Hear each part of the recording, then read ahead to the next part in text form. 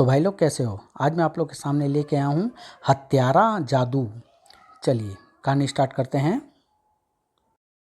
बम्बई के एक 5 star hotel के डाइनिंग हॉल की सारी कुर्सियां भर चुकी थी। लोगों को बस डांसर मिस जूली की डिकोस्टा का इंतजार था। जूली को बुलाओ जूली।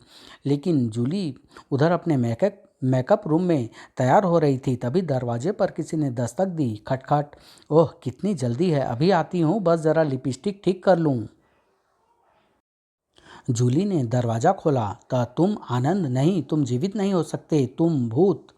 जूली ने अपने पर्स में से रिवॉल्वर निकाला। मैं तुम्हें गोली मार दूंगी, चले जाओ यहाँ से। कोशिश करो, एक बार पहले भी तुम मेरे जिस्म को गोलियों से छलनी कर चुकी हो। मैं अब तुम सबसे अपनी हत्या का बदला लेने आया हूँ। हत्या बदला नहीं, तुम ऐसा नहीं करोगे। मैं जा रहा हूँ जूली, अपने सभी साथियों को सूचित कर देना, मरने से बच सके तो बचें। अगले पल जूली की उंगलियां डायल पर घूम रही थी। हेलो ब्रिजमोहन, मैं जूली बोल रही हूँ। आनंद अभी अभी मेरे होटल में आया था। क्या बकती हो, आनंद कैसे आ सकता है? मैं सच कह रही हूँ, वह आनंद ही था। वह हम सबको मारने की धमकी दे गया है। नहीं, मरा हुआ आदमी नहीं आ सकता। तुमने उसे गोलियां मारी थी, फिर हम सब ने उसका जिस्म छलनी कर दिया था, लेकिन वह जिंदा है जूली। हमने उसे मारकर समुद्र में फेंका था जहाँ लाखों नरभक्षी मछलियाँ थी। फिर वह कैसे आ सकता है? तुम होटल में आ जाओ, शायद वह अभी गया ना हो। तुम अपनी आंखों से देख लेना। मैं अभी आ रहा हूँ। कुछ ही देर बाद ब्रिजमोहन की कार बम्बई की सड़कों पर दौड़ रही थी। ब्रेगेंजा और तेज चलाओ, हमें बहुत जल्द वहाँ पहुँचना है। Yes boss. ब्रिजमोहन होटल पहुँचा, लेकिन काफ़ी दौड़ धूप के बाद भी आनंद कहीं नहीं मिला। तो उसने जूली से कहा, जूली तुम आनंद से मत डरो, मेरे 4 बॉडीगार्ड्स तुम्हारे साथ रहेंगे। Oh thank you bridge. तब से 4 बॉडीगार्ड जूली के साथ रहने लगे। बिजली कड़काती वह तूफानी रात। बीजू तुमने देख लिया ना, जूली मैम साहब सो गई है। हाँ यार, देख चुका हूँ, तुम खेलो। अरे यह बाहर धमाका कैसा है? जरूर बाहर कोई है, आओ देखें। चारों तेजी से हॉल के बाहर निकल गए और तभी खिड़की से एक भयानक चेहरा अंदर कूदा। भयानक चेहरे यानी कि आनंद ने फुर्ती से चारों के पत्ते उठाए। लेकिन तभी ठहरो, हाथ खड़े कर लो वरना भून देंगे। बेखौफ हंस पड़ा आनंद। मुझे मारोगे, मुझे एक भूत को? झूठ ही तो था वह, किंतु उस झूठ ने बॉडीगार्ड्स को जाम कर दिया। किसके पत्ते हैं यह, बोलो। कोई कुछ न बोल सका। कोई बात नहीं, अभी पता चल जाता है। और जल उठा एक जिंदा इंसान। नहीं, फिर अगला, दूसरा अब जलेगा। चीख पुकार सुनकर कमरे में बंद जूली भी जाग चुकी थी। उफ, हत्यारा आनंद, मुझे ब्रिज को फ़ोन करना चाहिए। इस तरह बारी बारी उसने चारों को जलाकर मार दिया। आह बचाओ। आनंद वह काम निपटा कर जूली के कमरे की तरफ बढ़ा। अब तक वह जान चुकी होगी कि बाहर क्या हो रहा है। मुझे दरवाज़ा तोड़ना पड़ेगा। आनंद की ज़बरदस्त टक्कर दरवाज़ा नहीं झेल पाया। वह ड्रेसिंग टेबल की तरफ बढ़ा। नहीं आनंद, चले जाओ यहाँ से, यह लिपस्टिक ठीक रहेगी। तभी बाहर गाड़ियां रुकने का शोर गूंजा। मुझे अब यहाँ नहीं रुकना चाहिए, लगता है इसके हिमायती आ गए हैं। और वह हवा के झोंके की तरह वहाँ से निकल गया। तभी धड़धड़ाते हुए ब्रिज मोहन व उसके आदमियों ने वहां प्रवेश किया। कहाँ है आनंद, कहाँ है? वह भाग गया। सब कुछ शांत होने के बाद वह मेरी लिपस्टिक ले गया। ब्रिज, वह मुझे मार देगा। डरो मत, अब जो हो गया सो हो गया, तुम अपना ध्यान रखना बस। कुछ देर बाद ब्रिज मोहन भी वहां से चला गया।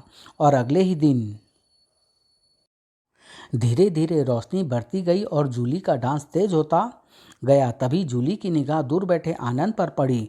ओह, आनंद ने अपना एक जेब से जूली की लिपस्टिक निकाली और फिर कुछ बुदबुदाते हुए उसने उस हड्डी को लिपस्टिक से स्पर्श किया। अगले ही पल, अरे आग आग, जूली को बचाओ, आग, जूली जल रही है। आग की लपटों ने जूली को घेर लिया। आह बचाओ। लोगों ने आग बुझाने की बहुत कोशिश की, लेकिन जूली को जलने से नहीं बचा सके। तभी ब्रिज मोहन वहां पहुंचा। ओह, आनंद ने सचमुच जूली को अपने काले जादू का शिकार बना दिया। उसी शाम ब्रिज मोहन अपने साथी अभिनेता प्रेम कपूर, बॉक्सर रुस्तम और सेठ धनराज से मिला। दोस्तों, आनंद लौट आया है और उसने जूली को जलाकर मार डाला है, लेकिन हमने तो उसे गोलियों से भून डाला था। फिर वह जीवित कैसे हो गया? पता नहीं, लेकिन मेरे जूली तक पहुंचने से पहले उसने उसे मार डाला था। लेकिन उसने होटल में जूली को सबके सामने कैसे जला दिया? काले जादू से तो वह हम सबको भी जलाकर मार सकता है बृजमोहन। लेकिन काला जादू तो हम सबको आता है, हम भी तो उसे मार सकते हैं। वह हम सब से अवश्य बदला लेगा बृजमोहन, हमें भी कुछ करना चाहिए। यूं चुपचाप बैठने से तो चारों मारे जाएंगे। नहीं, तुम सब जानते हो, जब तक हमारा कोई वस्तु उसके पास नहीं होगी वह हम पर काला जादू नहीं चला सकेगा। इसलिए हम सबको बहुत सतर्क रहना होगा। अपने आसपास देखते ही उसे गोली मार देना, और यदि हमें उसकी कोई चीज़ मिल जाए तो हम उसे मार सकते हैं। ठीक है, हम उसकी कोई चीज़ पाने की कोशिश करेंगे। धड़कते हृदय से सब अपने अपने घरों को लौट गए। अगले दिन प्रेम कपूर शूटिंग पर। हेलो नीता, मैंने एक विदेशी फिल्म का कॉन्ट्रैक्ट किया है। सच प्रेम, तुम्हारी यह फिल्म पूरी होते ही मैं तुमसे विवाह कर लूँगी। नीता, वह पेन बहुत लकी है, उस पेन से मैंने 5 कॉन्ट्रैक्ट साइन किए हैं। प्रेम, जरा अपना वह पेन मुझे दिखाना, मैं उसे चूमना चाहती हूँ। प्रेम ने अपनी जेबों में देखा, पेन किसी भी जेब में नहीं, फिर कहाँ गया?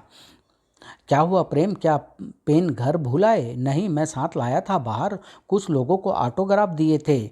मैंने कई लड़कियों को ऑटोग्राफ दिए थे, फिर एक दाढ़ी वाले को। नीता, वह पेन मैंने उस दाढ़ी वाले को दे दिया। ओह, कितना लकी पेन था। वेरी बैड प्रेम। तभी शूटिंग का बुलावा आ गया। सर, सेट तैयार है, देसाई साहब आपको बुला रहे हैं, तुम चलो, हम अभी आते हैं। उधर प्रेम नीता के साथ शूटिंग शुरू कर चुका था। रूबी डार्लिंग, कितनी खूबसूरत है तुम्हारी आंखें, मैं तुम्हारी झील सी गहरी आंखों में। प्रेम कपूर, बस यह तुम्हारा आखिरी शूटिंग है। आनंद ने काला जादू चलाया, बदला बस यह छुआई हड्डी सामने खड़े प्रेम कपूर के पेन से, और वह जला प्रेम कपूर। आंख बचाओ, पानी लाओ जल्दी, बचाओ बचाओ, बचाओ बचाओ, आह पानी। अरे, प्रेम कपूर के कपड़ों में आग लग गई, पानी लाओ जल्दी करो। कुछ ही देर में प्रेम कपूर आंख से बुरी तरह जल चुका था। एम्बुलेंस बुलाओ, प्रेम को हॉस्पिटल ले ले चलो, जल्दी करो। नीता, अब मैं नहीं बचूंगा। नीता, आनंद, काला जादू और उसकी गर्दन एक और लुढ़क गई। नीता ने ब्रिज मोहन को फोन किया। ब्रिज भैया, प्रेम प्रेम क्या हुआ? प्रेम को, नीता बोलो बोलो। प्रेम के कपड़ों में आग लग गई है, वो नहीं रहे। ओह नीता, यह तो बहुत बुरा हुआ, मैं अभी वहाँ आ रहा हूँ। उस रात रुस्तम और धनराज ब्रिजमोहन से मिले। ब्रिजमोहन, आनंद ने प्रेम को भी जलाकर मार दिया, वह दुष्ट हमें भी मार डालेगा, किसी को नहीं छोड़ेगा। मैंने पहले ही सबको सावधान किया था, हमारी कोई वस्तु आनंद के पास नहीं पहुंचनी चाहिए, फिर प्रेम ने यह गलती क्यों की? लेकिन अब हम क्या करें, वो हमें भी मारने की पूरी कोशिश करेगा। मैं अपने कुछ आदमी तुम दोनों की सुरक्षा पर लगा देता हूँ, वह आनंद को पास भी भटकने नहीं देंगे। ठीक है, हम अधिक से अधिक घर में रहने की कोशिश करेंगे। आनंद हम में से किसी एक के पास आने की अवश्य कोशिश करेगा और मेरे आदमियों के हाथों से मारा जाएगा। एक सप्ताह तक कुछ नहीं हुआ। सेठ धनराज को कंपनी की मीटिंग में अध्यक्ष चुना गया था। सर्वसम्मति से सेठ धनराज को कंपनी का अध्यक्ष चुना जाता है। कंपनी का अध्यक्ष बनने की खुशी में धनराज ने 5 स्टार होटल में पार्टी दी थी। मुबारक हो धनराज सेठ। अरे बृजमोहन, तुम आ गए, आओ। तभी आपके अध्यक्ष बनने पर मुझे बहुत खुशी हुई धनराज सेठ। उन लोगों की भीड़ में आनंद भी शामिल था, वह भी धनराज को हार पहनाने के लिए आगे बढ़ा। आनंद, तुम? धनराज चीख उठा, लेकिन आनंद वहां से जा चुका था। बृजमोहन, उसे पकड़ो। आनंद, वो कहाँ? आनंद कहाँ है? आनंद तो होटल के बाहर पहुंच चुका था। धनराज सेठ, तुम्हारे जीवन के सबसे बड़ी खुशी अभी तुम्हारी मौत के मातम में बदलने वाली है। होटल के अंदर भाग गया सेठ, वह भाग गया। तुमने उसे पकड़ा क्यों नहीं? उसे अचानक देख मैं घबरा गया था। तभी सर, कुछ प्रेस फोटोग्राफर फ़ोटो लेना चाहते हैं। अच्छा, प्रेस के लिए फ़ोटो? एक मिनट, मैं ज़रा अपना पाइप सुलगा लूँ। लेकिन अब क्या हुआ धनराज, इतना परेशान क्यों हो रहे हो? बृजमोहन, मेरा पाइप नहीं मिल रहा, इसी जेब में रखा था। अरे, कहीं घर पर तो नहीं भूल आए? नहीं, कुछ देर पहले मैंने पाइप पिया था, फिर इस जेब में रख लिया था। कहीं आनंद? हाँ जरूर, आनंद ही वह पाइप ले गया है। अब क्या करें? देखेंगे, अब तुम फोटो तो खिंचवाओ। इधर धनराज ने फोटो खिंचवाना शुरू किया था, उधर आनंद धीरे धीरे कुछ बुदबुदा रहा था।